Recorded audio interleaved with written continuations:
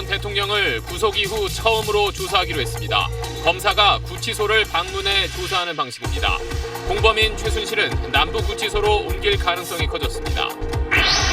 박 전 대통령이 구치소 생활에 비교적 잘 적응하고 있는 것으로 전해졌습니다. 다른 수용자들과의 접촉을 막기 위해 가장 구석방인 22호실에 수감된 것으로 확인됐습니다. 박 전 대통령의 사면 문제가 벌써 논란이 되고 있습니다. 국민의 요구가 있으면 위원회를 만들어 뜻을 모으면 된다는 안철수 후보의 발언이 나오자 문재인 후보는 참을 수 없는 일이라고 비판했습니다.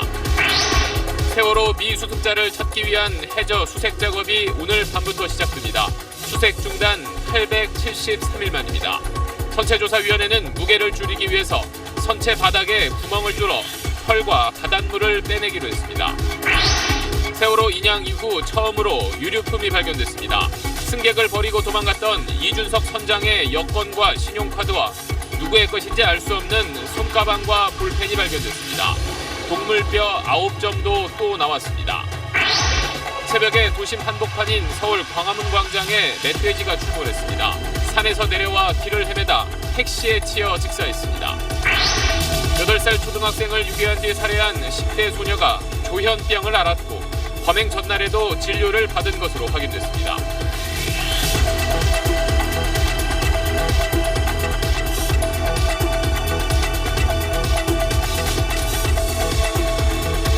수소, 우주의 75%. 그 무한한 수소로 자동차를 달리게 하다. 현대자동차. 여러분 안녕하십니까. 수인번호 503번 미결 수용자로 신분이 바뀐 박근혜 전 대통령이 모레, 즉 이번 주 화요일 첫 검찰 조사를 받습니다. 박 전 대통령의 심리 상태와 경호 문제를 고려해 검사들이 직접 서울구치소에 가서 조사하기로 했습니다. 같은 구치소에 있는 최순실 씨는 박 전 대통령과 공모관계란 점을 감안해서 남부구치소로 옮겨질 것으로 보입니다. 이한석 기자의 보도입니다. 구속된 박근혜 전 대통령에 대한 검찰의 첫 번째 조사는 결국 검사들이 구치소로 출장을 가는 것으로 결정됐습니다. 검찰은 애초 박 전 대통령 측에 검찰청사에 나와 조사를 받으라고 요구했습니다. 그러나 변호인 측이 박 전 대통령의 심리 상태와 경호 문제를 고려해달라며 구치소 조사를 요청해 이를 받아들였다고 밝혔습니다. 검찰은 구속 수감 중인 전직 대통령을 검찰청사로 호송할 경우 경호 절차를 청와대 경호팀과 논의해야 하는 등 절차적으로 복잡한 상황도 감안했습니다. 검찰은 또 박 전 대통령을 내일 조사하려고 했지만 변론 준비 시간을 달라는 변호인 측의 요청에 따라 모레인 4일로 하루 미뤘다고 밝혔습니다. 검찰 조사에선 범죄 혐의의 핵심인 최순실과의 공모관계와 삼성 뇌물죄 조사가 주로 이루어질 것으로 보입니다. 검찰 조사와는 별도로 교정당국은 박 전 대통령과 같은 구치소에 있는 최순실 씨를 남부구치소로 옮기는 방안을 추진하고 있습니다. 박 전 대통령과 공모관계라는 점과 수용자 관리의 어려움 때문으로 보입니다. 내일과 모레 이틀 연속 최 씨의 재판이 예정돼 있어 최 씨의 이감 문제는 그 이후 최종 결정될 것으로 전망됩니다. SBS 이한석입니다. 네, 구속 수감된 지 오늘로 사흘째인 박근혜 전 대통령은 구치소 생활에 비교적 잘 적응하고 있는 걸로 전해졌습니다. 구치소 측은 다른 수용자와 접촉을 막기 위해서 가장 구석에 있는 22호실에 박 전 대통령을 수감하고 가림막까지 친 걸로 SBS 취재 결과 확인됐습니다. 윤나라 기자입니다. 서울구치소는 구속 수감된 박근혜 전 대통령과 다른 수용자들의 접촉을 최소화한다는 방침을 세웠습니다. 이에 따라 박 전 대통령은 서울구치소 여자 수용동 1층 가장 구석에 있는 22호실에 수감됐습니다. 여기에 바로 옆에 방 2개를 모두 비우고 22호실 앞엔 가림막까지 설치해 다른 수용자와의 접촉을 사실상 차단했습니다. 통상 수용자들이 식사를 가져다 주지만 박 전 대통령에겐 전담 교도관이 직접 하도록 했습니다. 교정당국 관계자는 박 전 대통령이 독방 앞에서 흐느꼈다는 일부 언론 보도는 사실이 아니라며 박 전 대통령이 식사도 잘하고 비교적 무난히 적응하고 있다고 전했습니다. 박 전 대통령은 오늘 독방에서 혼자 시간을 보냈습니다. 어제는 유영하 변호사가 구치소를 방문해 박 전 대통령이 읽을 책 8권을 영치품으로 전달했지만 일요일인 오늘은 접견할 수 없는 날이라 변호인들도 박 전 대통령을 찾지 않았습니다. 지지자 수십 명이 서울구치소를 찾아 구속에 항의하는 구호를 외쳤지만 경찰과 충돌이나 소동은 없었습니다. SBS 윤나라입니다. 네, 검찰의 남은 숙제는 이제 우병우 전 민정수석입니다. 검찰은 이르면 이번 주 우 전 수석을 불러 조사한 뒤 구속영장을 청구한다는 방침인데 개인 비리는 찾아내지 못한 걸로 전해졌습니다. 검찰이 어떤 혐의에 집중하고 있는지 정영택 기자가 설명하겠습니다. 우병우 전 청와대 수석에 대한 검찰 수사는 민정수석 시절 직권남용과 직무유기 혐의에 초점을 맞추고 있습니다. 문화체육관광부 공무원들을 표적 감찰하고 최순실 국정농단을 은폐하기 위한 청와대 개헌 논의에 주도적으로 가담한 혐의 등입니다. 검찰은 우 전 수석 주변의 돈의 흐름을 훑었지만 개인 비리는 찾지 못한 것으로 전해졌습니다. 아들의 의경 보직 특혜 의혹과 롯데 수사기밀 유출 의혹도 확인하지 못했다는 겁니다. 검찰은 이에 따라 민정수석 때 비위 의혹만으로 이번 주 안에 우 전 수석을 불러 조사한 뒤 구속영장을 청구할 방침입니다. 박영수 특검은 구속영장을 재청구하면 100% 발부될 것이라고 말했지만 전망이 그리 밝지 않다는 의견도 많습니다. 이 경우 검찰의 제 식구 감싸기 논란이 다시 불거질 수 있습니다. 우 전 수석을 둘러싼 검찰 인사 개입과 수사 외압 의혹에 대해서는 특검에 이어 검찰도 제대로 수사하지 않았기 때문입니다. 경우에 따라선 정치권의 우병우 특검 도입 논의가 탄력을 받을 수도 있습니다. SBS 정영택입니다. 네, 그런데 박근혜 전 대통령이 아직 재판에 넘겨지지도 않았는데 벌써 사면 문제가 논란이 되고 있습니다. 발단이 된 건 국민들 요구가 있으면 사면위원회를 만들어서 국민의 뜻을 모으면 된다는 국민의당 안철수 후보의 그제 발언이었습니다.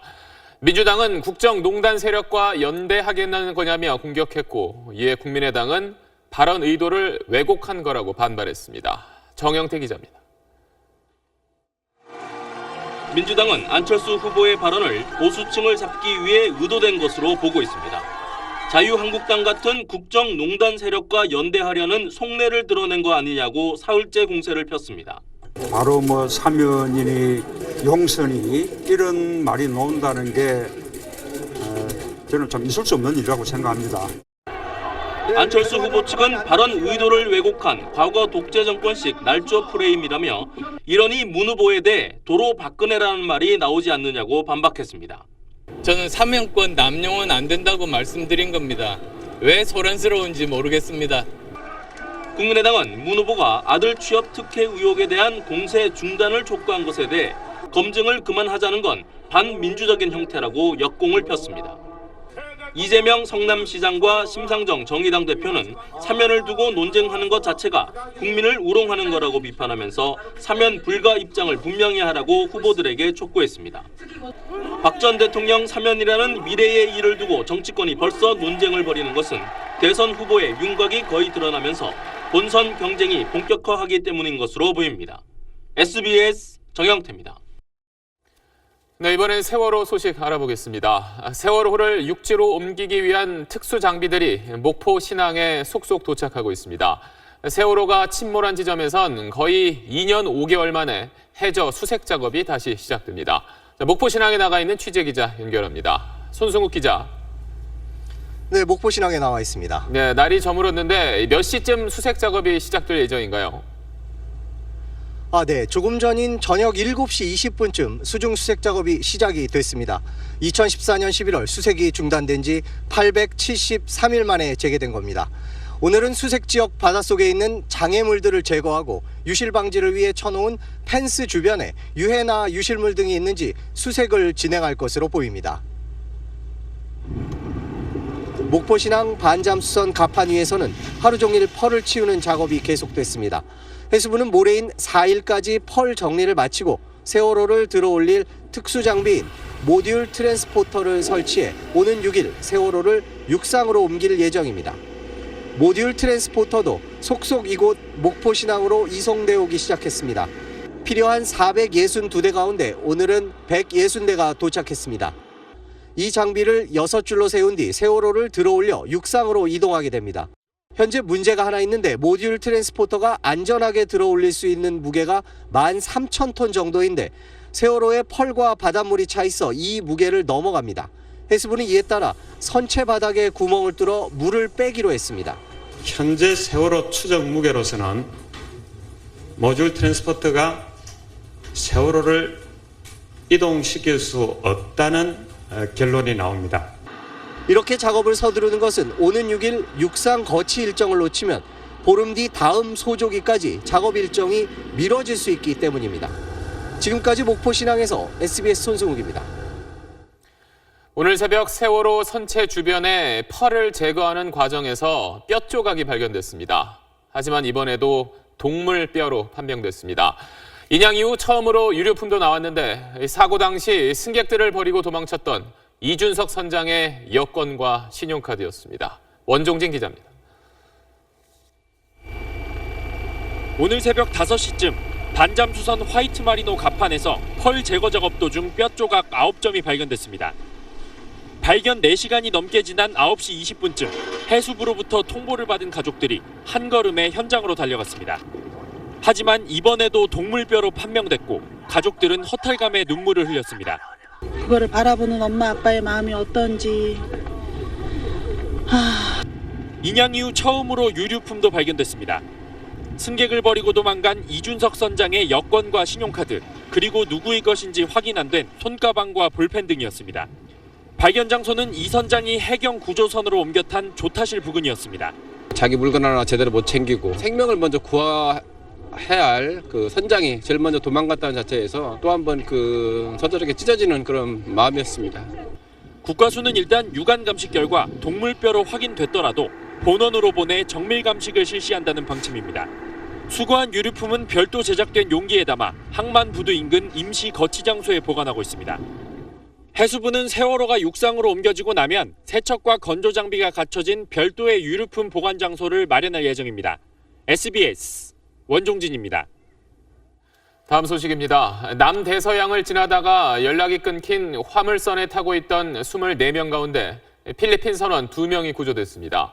한국인 8명의 행방은 아직 확인되지 않고 있는데 선원 가족들은 회사의 늑장 대응에 분통을 터뜨리고 있습니다. KNN 현승훈 기자입니다.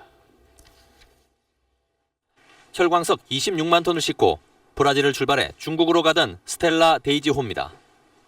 브라질 리오데자네이루에서 2,400여 킬로미터 떨어진 해상에서 마지막 메시지를 보냈습니다. 현재 구명뗏목에 타고 있던 필리핀 선원 2명만 구조된 상태입니다. 한국인 선원 가족들은 가족들의 생사를 기다리며 뜬 눈으로 밤을 지샜습니다.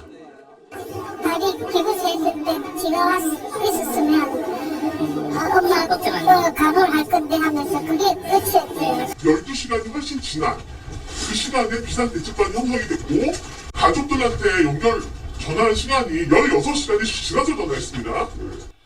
오늘 사고대책 브리핑에서는 대책보다는 발생 과정에 초점이 맞춰져 가족들의 원성의 목소리가 높았습니다.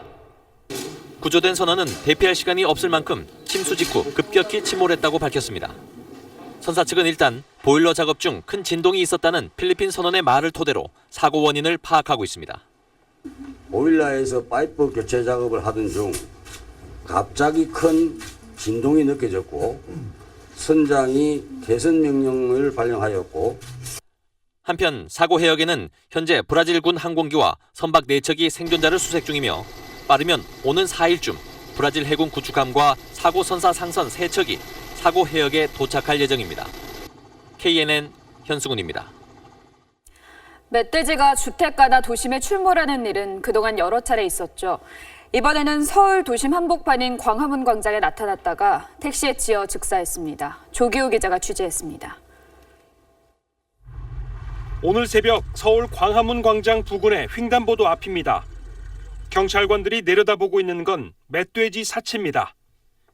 새벽 3시 10분쯤 광화문 일대에 출몰했다가 택시에 치여 즉사한 겁니다. 광화문 앞에서 멧돼지가 죽었는데 이거 거짓말 아니라 진짜입니다. 길이 1m 크기에 몸무게가 80kg 정도 나가는 비교적 어린 개체입니다. 광화문에 이렇게 멧돼지까지 내려올 줄이야. 얘가 내려와야 될 곳은 아니잖아요. 그거 보고서 좀 씁쓸했죠. 죽은 멧돼지는 이미 어젯밤부터 종로 창성동 일대에서 목격된 개체일 가능성이 큰 상황입니다. 이 멧돼지는 먹이를 찾기 위해 인왕산이나 북악산 기슭 등의 경로를 따라 이동한 것으로 추정되고 있습니다.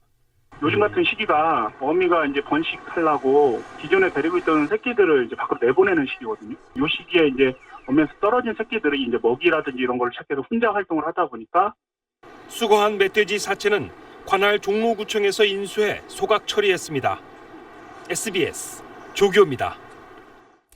8살 초등학생을 유인해 잔혹하게 살해한 17살 여고 자퇴생이 조현병을 앓았던 것으로 확인됐습니다. 경찰은 20대 소녀가 혼자서 범행을 저지른 것으로 결론지었습니다. 이세영 기자입니다. 같은 아파트 단지에 사는 8살 초등학생을 유인해 살해하고 시신을 훼손한 17살 A양이 정신과 치료를 받아왔던 것으로 확인됐습니다. 경찰이 2015년 이후 A양의 병원 진료 기록을 통해 우울증과 정신분열증인 조현병으로 일주일에 한 차례 정도 정신과 치료를 받은 내역을 확보했습니다.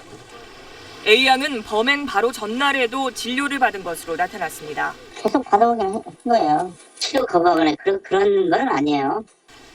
A양의 어머니도 경찰 조사에서 A양이 우울증으로 초등학교 때부터 정신과 치료를 받았는데 증세가 심해져 조현병 판정을 받았다고 진술했습니다. 흥민 나왔다 이러니까 많이 어릴 때부터 이제 정신과 치료를 받았던 것 같아요. 경찰은 아파트 CCTV를 분석해 A양이 혼자 저지른 범행으로 결론 내렸습니다. A양이 피해 학생과 같이 집으로 들어갔다가 혼자 나온 오후 1시부터 4시 사이에 범행이 이뤄진 것으로 보고 있는데 이 시간 동안 집을 드나든 사람은 아무도 없었다는 겁니다. 경찰은 A양이 미성년자임을 고려해 현장 검증은 따로 하지 않고 이번 주 후반 사건을 검찰에 넘기기로 했습니다. SBS 이세영입니다. 대로 주변에서 불법 주정차 차량을 단속하기 위한 CCTV 카메라를 쉽게 볼 수 있습니다. 지금까지는 CCTV에 찍혀도 5분 이상 불법 주정차하는 차량만 과태료를 물었습니다. 그러다 보니 불법 주정차를 하다가 5분이 되기 직전 자리를 옮기는 식으로 차량 흐름을 막는 사례가 많았는데 서울시가 앞으로는 1분만 불법 주정차해도 단속하기로 했습니다. 정혜경 기자입니다. 서울 강서구의 한 대로입니다. 주차 단속 요원들이 도로가에 늘어선 불법 주정차 차량을 상대로 단속 안내 방송을 거듭합니다. 단속 중입니다. 차량 이동하여 주십시오. 불법 주정차를 한 차량이 설사 단속 CCTV에 찍혀도 5분을 넘겨야 단속이 돼 쉽게 근절되지 않는 겁니다. 특히 횡단보도 근처에 불법 주정차하면 길 건너는 사람이나 지나는 차량의 시선을 막아 사고 위험을 크게 높입니다. 그러다 보니 재작년 시내 횡단보도와 그 주변에서 발생한 사망자는 41명으로 서울시 전체 교통사고 사망자의 10.9%에 달했습니다. 불법 주정차로 말미암은 사망자도 6.1%인 23명으로 나타났습니다. 서울시는 이에 따라 다음 달부터 인도나 횡단보도, 버스 정류장과 어린이 보호구역 등에서 무인 카메라의 체증 시간을 대폭 줄이기로 했습니다. 불법 주정차 차량을 단속하는 CCTV입니다. 이전에는 5분을 넘긴 차들만 단속해왔지만 이제부터는 주정차 시간이 1분만 넘어가도 과태료를 물 수 있습니다.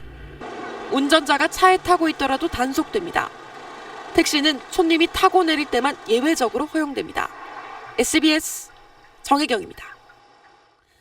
네, 정치권 소식 전해드리겠습니다. 자유한국당 홍준표 후보와 바른정당 유승민 후보가 연일 거친 설전을 이어가고 있습니다.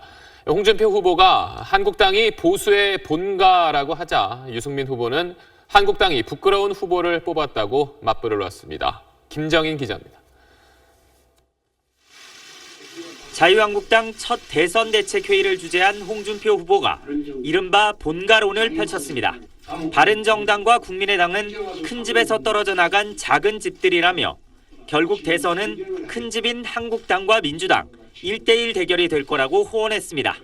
국민의당도 자기가 있었던 원래의 집으로 돌아갈 것으로 봅니다.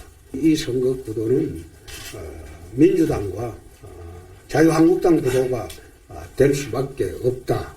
문재인 민주당 경선 후보의 아들 특혜 취업 의혹도 정면 공격했습니다. 자신이 17대 국회 환경노동위원장 시절에 이미 문제가 됐다며 제대로 조사하면 정유라와 비슷할 것이라고 말했습니다. 바른정당 유승민 후보는 어제 대구에 이어 오늘은 경북에서 4.12 재보선 지원 유세를 벌였습니다. 홍준표 후보의 본가 복귀론에 대해 한국당이 해체돼 바른정당으로 오는 게 맞다며 바른정당이 한국당으로 돌아가는 일은 절대 없을 것이라고 맞불을 놨습니다. 자유한국당은 지금 변한 게 하나도 없고요. 또 후보도 자격이 없는 굉장히 부끄러운 후보를 뽑았습니다. 유 후보는 내일 홍 후보가 대선 출마를 선언했던 대구 서문시장을 방문해 자신을 배신자로 몰아세운 홍 후보를 정면 비판할 예정입니다. 모레는 홍 후보가 서문시장을 다시 방문할 예정이어서 TK 민심을 잡기 위한 격돌이 이어질 전망입니다. SBS 김정인입니다. 네, 바른정당과 한국당에 이어 이번 주에는 민주당과 국민의당도 대선 후보를 확정합니다. 본격적인 본선 경쟁이 시작되는 겁니다. 정치부 김용태 기자 나와 있습니다. 자, 먼저 국민의당이 화요일에 이제 대선 후보를 확정하는데 네. 오늘도 이제 경선을 치렀잖아요. 네, 결과가 오늘은 나왔나요? 서울 인천 지역 경선이었습니다. 예상한 대로 안철수 후보가 86.5%를 얻어서 6라운드 연속 압승을 했습니다. 네. 손학규 후보는 10.6%, 박주선 후보는 2.9% 득표했습니다. 이제 대전 충청 경선만 남았는데 안철수 후보 누적 득표율이 72%에 달합니다. 이제 사실상 후보로 정해졌다 이렇게 봐도 될 것 같습니다. 네, 그렇고 이제 민주당은 내일 마지막 이제 수도권 경선을 치르는데 네. 어떤가요? 문재인 후보가 좀 굳히는 분위기인가요? 문재인 후보 누적 득표율이 현재 59%입니다. 내일 수도권 경선에서 45%만 넘으면 결선 투표 없이 본선행을 확정 짓게 됩니다. 안희정, 이재명 후보는 문재인 과반 득표 저지에 사활을 걸고 있겠죠. 오늘 마지막 경선 하루 앞두고 안희정 후보가 기자회견을 했는데 설령 패배한다 해도 승리하는 길을 걸었다. 경쟁 결과가 나오면 그 결과에 승복해서 힘을 모을 것이다. 이렇게 얘기했습니다. 그렇게 해서 이변이 없다면 사실상 이번 주 초에 뭐 본선 대진표가 확정될 수 있다. 이렇게 봐도 될까요? 네, 그렇습니다. 원내 5당의 후보가 다 확정될 수는 있는데 네. 그렇다 해도 아직 후보 단일화라는 변수가 남아 있습니다. 서로 으르렁대고 있습니다만 자유한국당 홍준표 후보 그리고 바른정당 유승민 후보 간의 보수 후보 단일화가 성사될 거냐 이게 1차 관전 포인트고 또 다른 포인트는 안철수 후보가 예언한 대로 문재인 대 안철수 1대1 구도가 될 만큼 안철수 후보가 계속 상승할 거냐 이것도 관전 포인트입니다. 이렇게 되지 않으면 연대하자 이런 말이 또 나올 수가 있겠죠. 정의당의 심상정 후보는 오늘 외고, 자사고 폐지를 담은 교육 정책을 발표하면서 독자 행보를 계속 이어나가고 있습니다. 네, 그리고 또 이제 이번 대선에선 이른바 제3지대란 말이 계속 거론되고 있는데 네. 이것도 본선 대진표에 좀 변수가 될 수 있을까요? 앞서 설명드린 연대론이라는 것도 결국은 가장 앞서고 있다고 평가받는 문재인 후보를 겨냥한 건데 정당 밖에서도 이런 움직임이 있습니다. 오늘도 김종인 전 민주당 대표, 정운찬 전 총리, 홍석현 전 중앙일보 회장 등이 만나서 새로운 판을 짜보자 이렇게 할 예정이었는데 회동을 불과 2시간 남짓 앞두고 돌연 취소됐습니다. 내부 사정이라고 발표했는데 이게 결국은 의견 차이 때문 아니겠습니까? 당 소속이 아닌 개개인도 이렇게 합을 맞추기가 어려운데 정당 후보 간 단일화 논의가 얼마나 어려울지는 상상이 되실 겁니다. 네, 알겠습니다. 오늘 소식 잘 들었습니다. 네, 전 세계 금융 중심지인 미국 뉴욕의 월스트리트 거리에 최근 자그마한 소녀상이 세워졌습니다. 원래 세계 여성의 날을 맞아서 한 달만 설치하기로 했던 건데 관광객과 시민들에게 폭발적인 인기를 끌자 뉴욕시가 이 소녀상을 1년 더 두기로 했습니다. 인기 비결을 최대식 특파원이 취재했습니다. 금방이라도 달려나올 것 같은 황소를 꾸짖듯 서 있는 소녀. 허리에 얹은 두 손과 살짝 치켜든 턱, 강렬한 눈빛에서 물러날 뜻은 없어 보입니다. 이곳에 자리 잡은 지 한 달도 안 됐지만 30년 먼저 들어선 황소상만큼이나 인기입니다. Because I just wanted to look like her and wanted to feel like her. 이 소녀상은 지난달 초 세계 여성의 날을 맞아 여성 임원진 고용을 촉구하기 위해 한 투자 기업의 후원으로 설치됐습니다. 발 아래 여성 지도력의 힘을 알라는 문구가 눈에 띕니다. We got a very determined young woman who is fearless and is willing to drive the change that we believe we need. 미국 기업의 여성 이사진 비율은 16%, 우리나라 30대 그룹의 여성 임원 비율은 몇 년째 2%대에 머물고 있습니다. She's representing, this feminine inclusion around the world in leadership. It's time we step up and take our place. 소녀상이 큰 인기를 끌자 뉴욕시는 애초 한 달만 설치하기로 했다가 내년 2월까지 두기로 했습니다. 말없이 몇 주간 서 있는 것만으로 이 소녀상은 지금까지 어느 고위직 여성이 해낸 것 이상으로 기업 내 여성의 지위와 역할에 관한 사회적 논의를 촉발시켰습니다. 뉴욕에서 SBS 최대식입니다. 네, 구글의 동영상 사이트인 유튜브에 광고를 중단하는 기업이 최근 크게 늘고 있습니다. 국내에서도 한 대기업이 처음으로 유튜브에 광고를 하지 않기로 했습니다. 그 이유가 뭔지 유병수 기자가 취재했습니다. 중국에서 한국산 TV와 세탁기를 대형 해머로 부수는 유튜브 동영상. 한국 제품 불매를 선동하는 내용입니다. 그런데 동영상 앞부분에 버젓이 국내 한 대기업의 광고가 붙어 있습니다. 심지어 한국인과 한국을 비하하는 혐한 동영상에까지 광고가 붙자 이 기업은 즉각 유튜브 광고를 중단하고 구글 측에 항의했습니다. 몰랐죠. 저희 의도와 상관없이 국민 정서에 반하는 콘텐츠에 광고가 임의로 노출돼 매우 당황스럽습니다. 국내에선 첫 사례지만 세계적 글로벌 기업들의 유튜브 광고 거부 선언은 잇따르고 있습니다. 테러 단체로 규정된 동물 해방정선의 동영상에 붙은 세계적 유통업체 월마트의 광고. 극단주의 테러 단체 ISE 동영상에 게재된 영국 유력 일간지 가디언의 광고. 테러리즘, 백인 우월주의, 반유대주의 같은 극단주의적 내용의 동영상에 기업들의 광고가 내걸린 겁니다. AT&T, 맥도날드, 도요타, BBC 등 300개가 넘는 글로벌 기업들이 이미지 실추를 우려해 유튜브 광고를 중단했습니다. 광고액의 일부가 동영상 게시자에게 지급된다는 비난까지 샀습니다. We're sorry to anybody that's been affected. We're working hard to improve all of those things that I mentioned in those three areas: policies, controls, and enforcement. 이번 사태의 해결 여부는 구글이 자동으로 동영상에 광고를 붙이는 소프트웨어의 허점을 기술적으로 해결할 수 있느냐에 달렸다는 지적입니다. SBS 유병수입니다. 네, 우리나라가 일자리 문제로 고민에 빠져 있는 것과는 대조적으로 옆 나라 일본은 요즘 사람을 구하지 못해 난리라고 합니다. 경기가 꾸준한 회복세를 보이면서 23년 만에 실업률이 가장 낮은 수준으로 떨어졌습니다. 도쿄 성혜용 특파원입니다. 일본의 지난 2월 실업률은 23년 만에 최저치인 2.8%를 기록했습니다.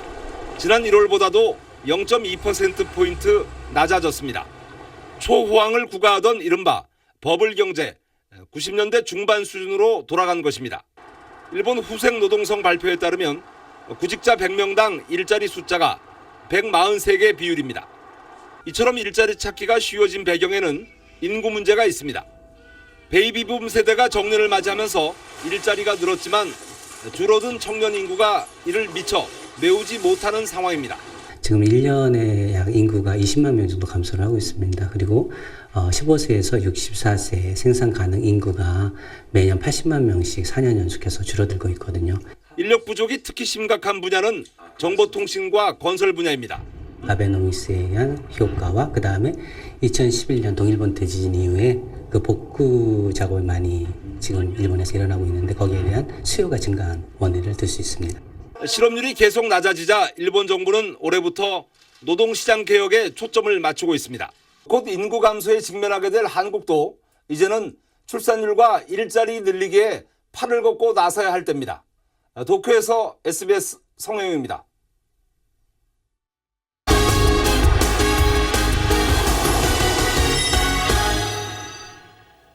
사람의 수명을 예측하는 다양한 지표가 있지만 직접 해보면 결과는 다 다릅니다.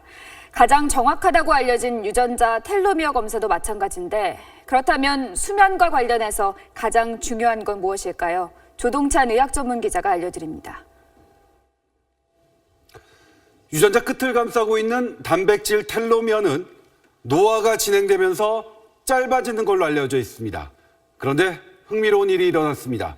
340일 동안 우주 여행을 하고 돌아온 이 우주인의 텔로미어가 전부 다 길어져 있다는 게 확인된 겁니다. 우주 여행이 수명을 늘려주는 게 아닐까 기대하면서 정밀 검사를 해봤는데 실망스럽게도 심장과 뼈가 1년 전보다 확연히 노쇠해져 있었습니다. 텔로미어의 길이가 늘어난다고 젊어지는 건 아니라는 얘기입니다. 29살 건강한 두 여성이 유연성 검사를 하고 있습니다. 상체 근육 힘을 측정하고 윗몸 일으키기도 겨뤄봅니다. 유연성과 체력만으론 이수민 씨가 더 오래 사는 걸로 나타났습니다. 저는 꽤 건강 체질이라고 생각을 해왔고 그래서 남들만큼은 살 거라고 생각해 왔습니다. 측정 방법을 바꿔봤습니다. 생활 태도와 식습관 등을 종합적으로 평가했더니 결과가 달랐습니다. 평소에 생각지 못했던 것들도 안전벨트를 평소에 잘 매고 있는지, 음주운전을 하는지. 역시 운동이 제일 중요하고요. 두 번째가 식습관입니다. 기본 중에 기본인 건데 어떠한 방법들도 이 두 가지를 능가하는 영향력을 보이지는 못하고 있어서 질 좋은 수면도 중요합니다. 최근 미국 연구팀은 잘 자는 게 운동이나 식생활보다 더 중요한 장수 비결이라는 연구 결과를 내놓았습니다. SBS 조동찬입니다. 어제 굳었던 하늘이 활짝 개면서 완연한 봄 기운을 느낄 수 있는 하루였죠. 전국 곳곳이 가족과 또 친구와 함께 나들이 나온 사람들로 북적였습니다. 류유진 기자가 주말 풍경을 둘러봤습니다. 서울 여의도 한강공원 곳곳에 텐트와 돗자리가 펼쳐졌습니다. 옹기종기 모여 앉은 사람들이 따스한 햇볕을 만끽합니다. 겨우내 묶여있던 제트스키도 주인을 만났습니다. 시원하게 한강 물살을 가르며 봄이 왔음을 알립니다. 벚꽃은 아직 꽃망울을 터뜨리지 않았지만 윤중로에 모인 사람들은 이미 축제를 시작했습니다. 지난주 남부지방을 노랗게 물들였던 산수유는 수도권까지 올라왔습니다. 부모님은 이리저리 자세를 잡아보고 자식들은 연신 셔터를 눌러댑니다. 모처럼 미세먼지도 덜했던 하루, 등산객들은 가슴 활짝 펴고 봄내음을 마시며 정상에 올랐습니다. 한식을 앞둔 이번 주말에는 성묘를 떠난 사람들도 많았습니다. 정성껏 음식을 준비해 차례를 지내고 오랜만에 모인 가족들과 못했던 이야기도 나눕니다. 겨우내 못 와가지고요. 한식을 앞두고 친척들이 다 모여가지고 못 와본 산소도 좀 주변 정리 좀 하고 그리고 차례도 지내고 간만에 친척들 만나서 날씨도 좋고 그래서 기분이 좋네요. 오늘 하루 고속도로는 나들이 차량이 늘어나면서 곳곳에서 정체를 빚었습니다. SBS 류진입니다. 국립공원 속리산에 야생하는 꽃사슴 개체수가 크게 늘면서 골칫거리가 되고 있습니다. 꽃사슴이 많아지면 좋은 일 아닌가 하고 생각하는 분들 많으실 텐데 이게 어떻게 된 일인지 송인호 기자가 취재했습니다. 포획 망에 걸려든 사슴 2마리가 망 안을 이리저리 휘젓고 다닙니다. 등에 흰색 반점이 뚜렷한 외래종 꽃사슴입니다. 워낙 날렵해 포획이 쉽지 않습니다.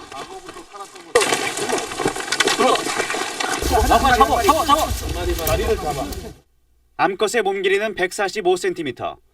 다 자라면 성인 키보다 크고 무게도 100kg이나 나갑니다. 토종 고라니와 비교해 몸집이 5배가량 큽니다. 뿔이 달린 수컷은 사람을 공격하기도 합니다. 뒤를 봤네. 꽃사슴은 1970년대 녹용과 고기를 얻기 위해 일본과 타이완 등지에서 들여왔습니다. 이후 일부가 농가를 탈출하거나 야생에 방생되면서 속리산에 서식하는 개체수가 150마리 넘게 늘어났습니다. 꽃사슴들은 10여 마리씩 무리지어 다니며 약초와 나무 열매 등을 닥치는 대로 먹어치우고 있습니다. 특히 수컷이 뿔로 나무를 긁는 습성이 있어 껍질이 떨어져 나간 나무가 말라 죽기도 합니다.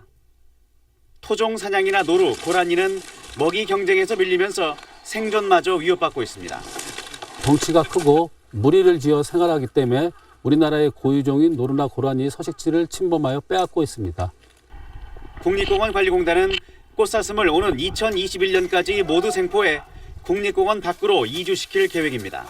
SBS 송인호입니다. 평창올림픽 테스트 이벤트로 열린 강릉 여자 아이스하키 세계선수권 개막전에 북한 선수들이 출전했습니다. 호주에 역전패를 당했지만 북측 선수들은 열띤 응원을 보낸 남북 공동응원단에 고마움을 표시했습니다. 김형렬 기자입니다.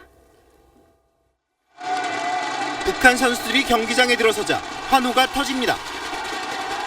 뜻밖의 환대에 선수들은 손을 흔들거나 스틱으로 빙판을 두드리며 고마움을 표시했습니다. 남과 북을 공동 응원하기 위해 조직된 응원단 200여 명은 한반도기를 흔들며 힘을 불어넣었습니다. 남북 공동 응원단은 북한 선수들의 플레이 하나하나에 환호와 박수갈채를 보냈습니다. 악화되지 않고 같은 민족으로서 통일된 나라에서 함께 했으면 하는 마음으로 왔습니다. 북한은 김은향의 선제골로 기선을 잡았지만 이후 내리 2골을 내줬습니다. 아쉽게 역전패했지만 응원단에 대한 감사의 인사를 잊지 않았습니다. 고맙습니다. 고맙습니다. 근데 경기 다음번에 조금 더 잘하려고 합니다. 평창에서 세계선수권 첫 우승을 누리는 우리나라는 잠시 후 슬로베니아와 첫 경기를 치릅니다. SBS 김영렬입니다. 프로야구에서 올해를 끝으로 그라운드를 떠나는 삼성의 이승엽 선수가 시즌 첫 홈런을 쏘아 올렸습니다. 삼성은 화끈한 타격을 선보이며 기아를 상대로 대승을 거뒀습니다. 이성훈 기자입니다. 이승엽은 2회 첫 타석에서 기아 선발 김윤동의 직구를 잡아당겨 오른쪽 담장을 넘어가는 선제 솔로 홈런을 터뜨렸습니다. 올 시즌 첫 번째이자 국내 무대 통산 444호, 한일 통산 603호 홈런입니다. 맏형 이승엽이 물꼬를 트자 삼성 후배들의 방망이가 함께 폭발했습니다. 김원곤이 석점 홈런을 날린 데 이어 4회에는 안타 8개로 8점을 뽑아 승부를 갈랐습니다. 삼성 김한수 신임 감독은 16대3 대승으로 데뷔 첫 승을 장식했습니다. 이대호가 가세한 롯데는 지난해까지 맥을 못 추던 NC를 상대로 2연승을 거뒀습니다. 강민호의 연타석 홈런을 포함해 홈런 5방을 터뜨려 무려 718일 만에 NC와 3연전을 2승 1패 우세로 마쳤습니다. 두산은 한화에 극적인 끝내기 승리를 거뒀습니다. 3대0으로 끌려가던 8회 말 한화 1루수 로사리오의 실책에 이어 에반스의 투런 홈런으로 동점을 만들었고 연장 12회 말에도 에반스의 솔로 홈런으로 균형을 맞춘 뒤 민병헌의 끝내기 안타로 어제 연장전 패배를 서력했습니다. LG는 넥센을, KT는 SK를 꺾고 나란히 새 시즌을 3연승으로 출발하며 공동 선두로 나섰습니다. SBS 이상호입니다. K리그에선 아시아 챔피언 전북이 지난 시즌 우승팀 서울과 첫 맞대결을 승리로 장식했습니다. 전반 39분 왼쪽 구석을 파고든 김진수의 왼발 프리킥골로 승부가 갈렸습니다. 전북은 지난 시즌 내내 선두를 달리다 최종전 패배로 서울에 우승컵을 내준 아쉬움을 달래며 2위로 올라섰습니다. PGA 투어 쉘 휴스턴 오픈 3라운드에서 강성훈의 짧은 파퍼트가 홀을 한 바퀴 돌아 나옵니다. 강성훈은 강한 바람에 고전하며 한타를 줄이는 데 그쳤지만 리키 파울러의 세타 앞선 단독 선두를 지키며 PGA 무대 첫 승에 한 걸음 더 다가섰습니다. SBS 하성룡입니다.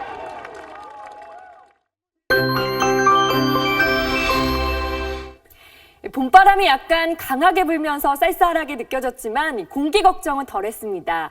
내일부터는 한층 더 따뜻해집니다.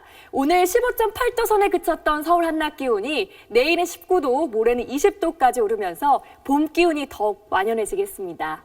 다만 날이 풀리면 어김없이 미세먼지 때문에 골칩니다.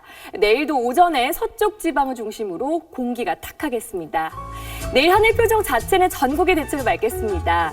아침엔 중부 내륙을 중심으로 안개 끼는 곳이 있어서요. 출근길 안전운전 하셔야겠습니다.